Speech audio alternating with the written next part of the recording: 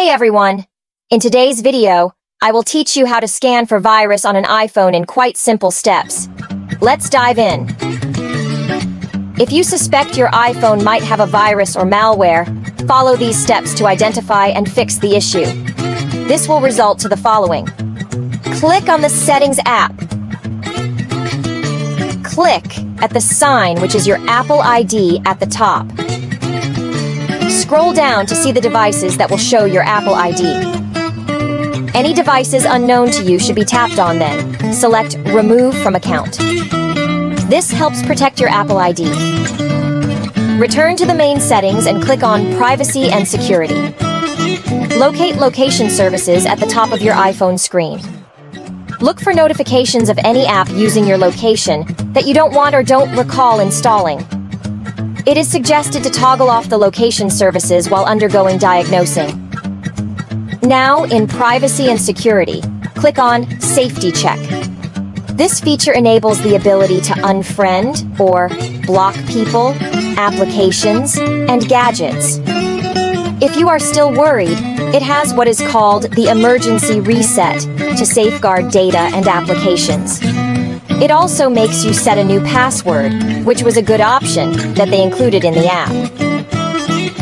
Return back to Setting and tap on Battery. Check the battery usage of your phone and comprise the list apps with a high spinning rate even if you have not been using them. Possible explanation if there was a high battery drain. Open the App Store and then go to the icon of the profile. Swipe down the screen to update. If app updates are available, download these because this will help to troubleshoot problems that are associated with viruses or malware. Also, needed to check that iOS is update. If you don't, how to do it, try restore your device.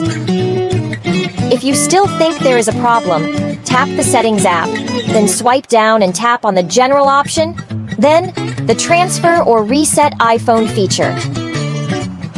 Press the Erase All Content and Settings key.